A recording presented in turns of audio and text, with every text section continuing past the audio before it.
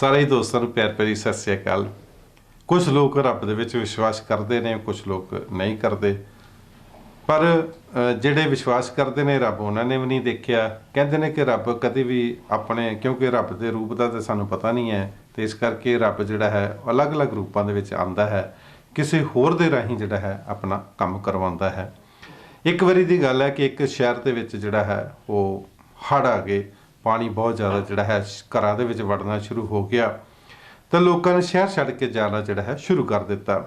ਪਰ ਇੱਕ ਬੰਦਾ ਰੱਬ ਦੇ ਉੱਤੇ ਬਹੁਤ ਵਿਸ਼ਵਾਸ ਕਰਦਾ ਸੀ, ਤਾਂ ਉਸ ਨੇ ਕਿਹਾ ਕਿ ਮੈਂ ਜਿਹੜਾ ਹੈ ਵੀ ਘਰ ਆਪਣਾ ਖਾਲੀ ਕਰਕੇ ਨਹੀਂ ਜਾਣਾ, ਇਹ ਸ਼ਹਿਰ ਛੱਡ ਕੇ ਨਹੀਂ ਜਾਣਾ, ਕਿਉਂਕਿ ਮੈਨੂੰ ਪਰਮਾਤਮਾ ਤੇ ਵਿਸ਼ਵਾਸ ਹੈ, ਉਹ ਪਰਮਾਤਮਾ ਮੈਨੂੰ ਬਚਾ ਲਵੇਗਾ।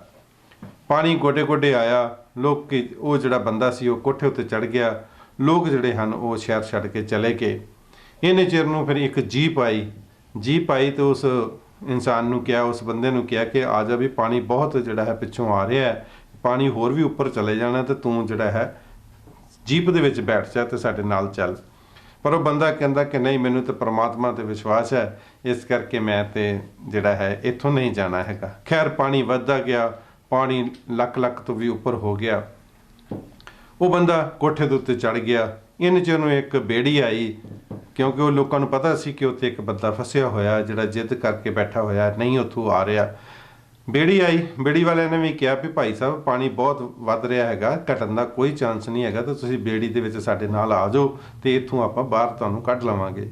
ਪਰ ਉਹ ਬੰਦੇ ਨੇ ਕਿਹਾ ਕਿ ਨਹੀਂ, ਮੈਨੂੰ ਤੇ ਪਰਮਾਤਮਾ ਤੇ ਵਿਸ਼ਵਾਸ ਹੈ, ਤੇ ਇਸ ਕਰਕੇ ਜਿਹੜਾ ਹੈਗਾ ਮੈਂ ਬੇੜੀ ਦੇ ਵਿੱਚ ਨਹੀਂ ਬਹਿਣਾ, ਤੇ ਮੈਂ ਤੇ ਇੱਥੇ ਰਹਿਣਾ, ਪਰਮਾਤਮਾ ਮੈਨੂੰ ਆਪੇ ਬਚਾਏਗਾ। ਪਾਣੀ ਜਦੋਂ ਹੋਰ ਜ਼ਿਆਦਾ ਚੜ ਗਿਆ, ਮਕਾਨ ਡਿੱਗਣ ਲੱਗ ਪਏ ਸਨ, ਇਸ ਕਰਕੇ ਉਹਨਾਂ ਸੋਚਿਆ ਕਿ ਹੈਲੀਕਾਪਟਰ ਦੇ ਨਾਲ ਇਸ ਬੰਦੇ ਨੂੰ ਜਿਹੜਾ ਹੈ ਕੱਢਿਆ ਜਾਵੇ।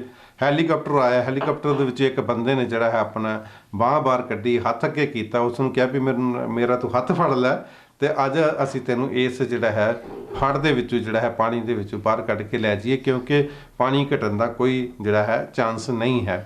ਪਰ ਉਹ ਬੰਦਾ ਨਹੀਂ ਮੰਨਿਆ, ਕਹਿੰਦਾ ਮੈਨੂੰ ਤੇ ਪਰਮਾਤਮਾ ਤੇ ਵਿਸ਼ਵਾਸ ਹੈ, ਪਰਮਾਤਮਾ ਮੈਨੂੰ ਆਪੇ ਬਚਾਏਗਾ।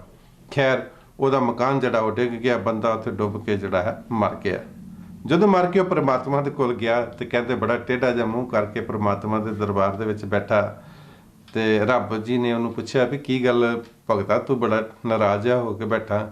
ਉਹ ਕਹਿੰਦਾ ਨਹੀਂ ਜੀ, ਮੈਂ ਤੁਹਾਡੇ ਨਾਲ ਨਹੀਂ ਬੋਲਣਾ, ਤੁਸੀਂ ਤੇ ਮੇਰੀ ਬੇਇੱਜ਼ਤੀ ਕਰਾ ਕੇ ਰੱਖ ਦਿੱਤੀ। ਉਹ ਕਹਿੰਦਾ ਵੀ ਬੇਇੱਜ਼ਤੀ ਕਿਸ ਚੀਜ਼ ਦੀ ਕਰਾ ਦਿੱਤੀ? ਕਹਿੰਦਾ ਵੀ ਮੈਨੂੰ ਤੁਹਾਡੇ ਤੇ ਇੰਨਾ ਵਿਸ਼ਵਾਸ ਸੀ ਕਿ ਤੁਸੀਂ ਮੈਨੂੰ ਪਾਣੀ ਦੇ ਵਿੱਚੋਂ ਹੜ੍ਹ ਦੇ ਵਿੱਚ ਜ਼ਰੂਰ ਬਚਾਓਗੇ, ਪਰ ਤੁਸੀਂ ਤੇ ਮੈਨੂੰ ਬਚਾਇਆ ਨਹੀਂ ਹੈਗਾ, ਮੈਂ ਮਰ ਕੇ ਤੁਹਾਡੇ ਕੋਲ ਪਹੁੰਚ ਗਿਆ ਕੰਮ। ਪਰ ਰੱਬ ਜੀ ਕਹਿਣ ਲੱਗੇ ਕਿ ਤੂੰ ਮੈਨੂੰ ਇਹ ਨਹੀਂ ਭਗਤਾ ਕਹਿ ਸਕਦਾ ਕਿ ਮੈਂ ਤੈਨੂੰ ਬਚਾਉਣ ਦੀ ਕੋਸ਼ਿਸ਼ ਨਹੀਂ ਕੀਤੀ। ਪਹਿਲਾਂ ਮੈਂ ਤੇਰੇ ਵਾਸਤੇ ਜੀਪ ਭੇਜੀ, ਤੂੰ ਉਹਦੇ ਵਿੱਚ ਵੀ ਨਹੀਂ ਬੈਠਿਆ। ਫਿਰ ਮੈਂ ਤੇਰੇ ਵਾਸਤੇ ਕਿਸ਼ਤੀ ਭੇਜੀ, ਤੂੰ ਉਹਦੇ ਵਿੱਚ ਵੀ ਜਿਹੜਾ ਹੈ ਨਹੀਂ ਬੈਠਿਆ। ਫਿਰ ਮੈਂ ਤੇਰੇ ਵਾਸਤੇ ਹੈਲੀਕਾਪਟਰ ਭੇਜਿਆ, ਮੈਂ ਆਪ ਜਿਹੜਾ ਹੈ ਹੱਥ ਅੱਗੇ ਕਰਕੇ ਤੇਰੇ ਅੱਗੇ ਹੱਥ ਕੀਤਾ, ਪਰ ਤੂੰ ਮੇਰਾ ਹੱਥ ਵੀ ਨਹੀਂ ਫੜਿਆ। ਪਰ ਇਹਦੇ ਵਿੱਚ ਹੁਣ ਤੇਰਾ ਹੀ ਕਸੂਰ ਹੈ, ਮੇਰਾ ਕਸੂਰ ਨਹੀਂ ਕਿ ਮੈਂ ਤੈਨੂੰ ਬਚਾਇਆ ਨਹੀਂ ਹੈ। ਸੋ ਆਪਾਂ ਨੂੰ ਜਿਹੜਾ ਹੈ ਜ਼ਰੂਰ ਓਪਰਚੁਨਿਟੀ ਵੇਖਣੀ ਚਾਹੀਦੀ ਹੈ, ਆਪਾਂ ਨੂੰ ਜ਼ਰੂਰ ਦੇਖਣਾ ਚਾਹੀਦਾ ਕਿ ਅਗਰ ਕੋਈ ਵੀ ਸਾਡੇ ਵਾਸਤੇ ਕੋਈ ਓਪਰਚੁਨਿਟੀ ਲੈ ਕੇ ਆਉਂਦਾ, ਸਾਨੂੰ ਕੋਈ ਬਚਾਉਣ ਦੀ ਕੋਸ਼ਿਸ਼ ਕਰਦਾ, ਸਾਡਾ ਕੋਈ ਭਲਾ ਕਰਨ ਦੀ ਕੋਸ਼ਿਸ਼ ਕਰਦਾ, ਸਾਡੀ ਇੰਨੀ ਕੁ ਸਿਆਣਪ ਜ਼ਰੂਰ ਹੋਣੀ ਚਾਹੀਦੀ ਹੈ ਕਿ ਅਸੀਂ ਆਪਣਾ ਬੁਰਾ ਭਲਾ ਆਪ ਪਹਿਚਾਨੀਏ। ਰੱਬ ਨੇ ਕਦੀ ਜਿਹੜਾ ਹੈ ਰੱਬ ਦੇ ਰੂਪ ਵਿੱਚ ਨਹੀਂ ਆਉਣਾ, ਕਿਉਂਕਿ ਸਾਨੂੰ ਤਾਂ ਪਤਾ ਹੀ ਨਹੀਂ ਹੈ ਕਿ ਰੱਬ ਦਾ ਰੂਪ ਕੀ ਹੈ। ਧੰਨਵਾਦ।